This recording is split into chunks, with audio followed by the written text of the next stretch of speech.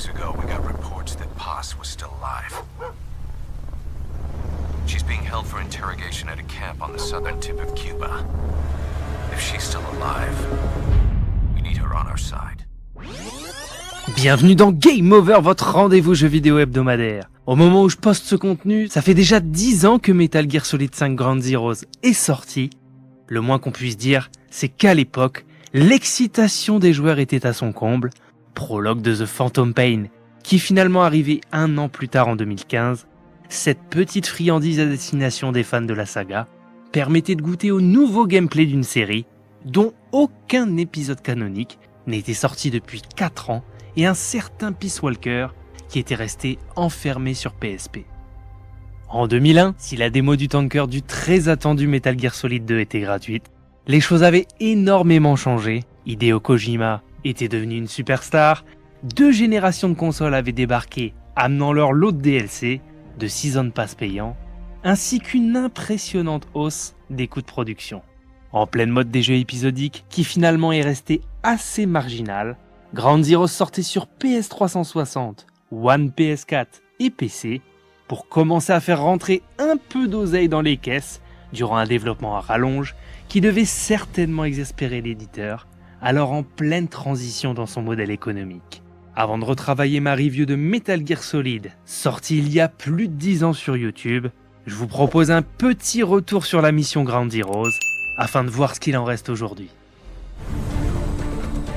We'll send a chopper from across the Cuban border. The only catch is, you go in solo. Fine. I like some alone time now and then.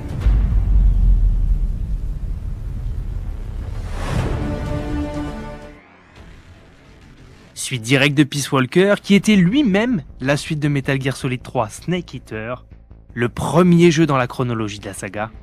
Vous incarniez Big Boss, le meilleur soldat du monde qui se rendait en 1975 sur le camp Omega de Cuba, afin de libérer Chico et Paz Ortega, 2 jeunes agents de la Mother Base des Militaires Sans Frontières. Très limité, l'intérêt scénaristique de Ground Zeroes était à l'époque de savoir ce qui allait amener Naked Snake à tomber dans le coma durant 9 ans pour se réveiller en 1984. Quelle meilleure année que celle-ci pour revenir à la vie. Rapidement, on apprenait tout cela après la cinématique de fin mettant en scène la chute de la Mother Base et l'explosion d'une bombe qui allait grièvement blesser notre héros. Une scène qui donnait carrément envie de passer à la suite, mais on s'arrête là pour l'histoire, dont les rebondissements seront encore plus surprenants dans Metal Gear 5, The Phantom Pain. On en reparlera peut-être un jour, et notamment de ces personnages comme Skullface, le commandant charismatique du XOF.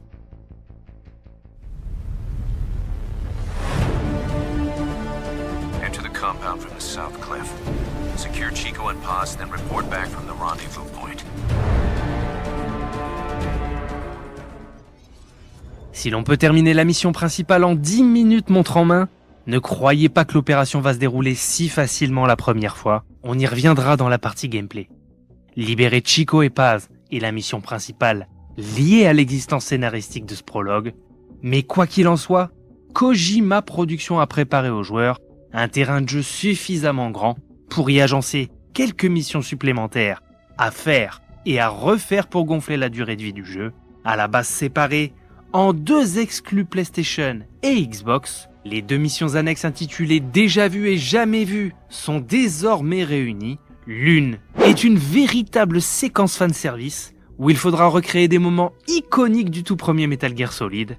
L'autre vous demandera d'éliminer des Snatchers avec le ninja-esque Raiden en rendant un petit hommage à l'aventure cyberpunk sortie sur PC Engine et Mega CD.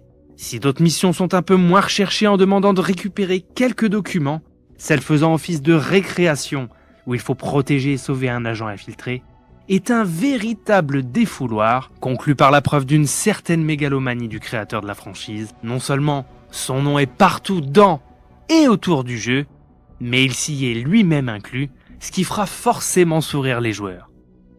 Laissez-moi vous poser ma traditionnelle question. Quel est votre épisode de Metal Gear favori ? Dites-moi tout en commentaire. Chico, where is Paz? She's dead.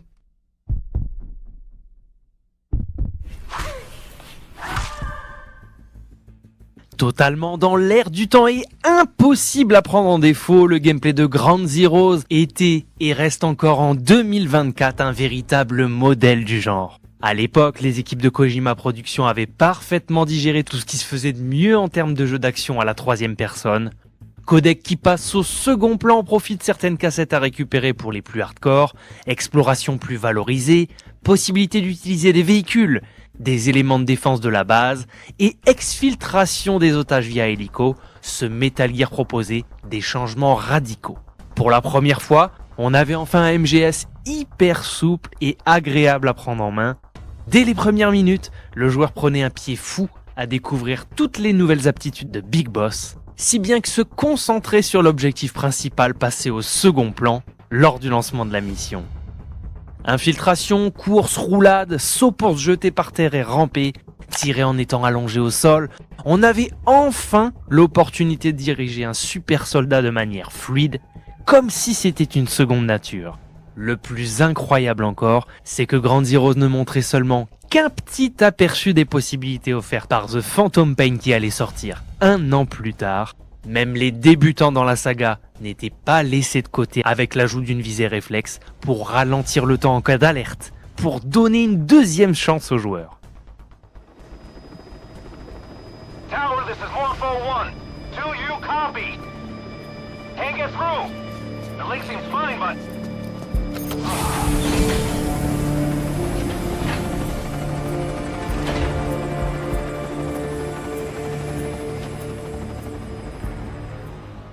Tout premier jeu à utiliser le nouveau moteur maison baptisé le Fox Engine, Metal Gear Solid Ground Zeroes avait malheureusement le désavantage, comme The Phantom Pain, d'avoir été développé sur les consoles Sony, Microsoft, PC et d'être également à cheval sur 2 générations, PS360 et PS4 One. Si on note un peu de clipping, le titre est particulièrement réussi et passe encore très bien 10 ans après sa sortie. Les éclairages de nuit, le vent sous les tentes, le ruissellement de la pluie sur les différentes textures du jeu.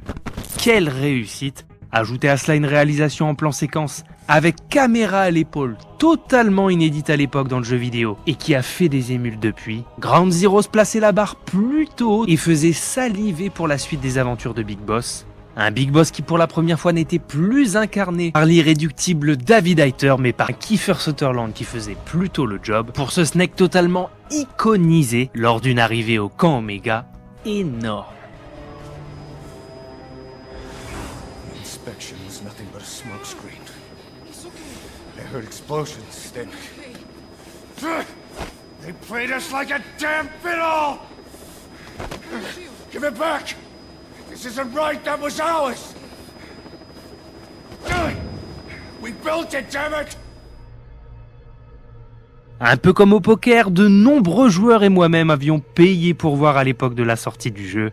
Finalement, pour entre 30 et 40 euros de l'époque, je m'étais pas mal amusé sur le jeu avant de m'en séparer. En termes de rapport qualité-prix, le titre restait tout à fait correct avec une grosse vingtaine d'heures de jeu pour le finir à 100% et pour les gens impatients de jouer à Phantom Pain. Sachant qu'on peut le trouver maintenant pour entre 5 et 10 euros 10 ans après sa sortie, la rentabilité de l'opération est encore supérieure. À la base certainement conçu pour ne former qu'un avec The Phantom Pain, le développement coûteux de ce tout vidéoludique, combiné à l'impatience de l'éditeur de faire enfin rentrer de l'argent dans les caisses, a fait qu'il soit séparé de sa partie principale. C'est que Ground Zeroes par son gameplay idéal est à coup sûr, par son gameplay, le meilleur MGS jamais sorti de l'histoire. The Phantom Pain l'avait largement prouvé en allant encore plus loin, mais ça, on en reparlera ensemble un jour. N'hésitez pas à vous abonner, à commenter, à liker ce contenu si vous l'avez apprécié. C'était Game Over. On se retrouve très prochainement pour une nouvelle émission. A plus.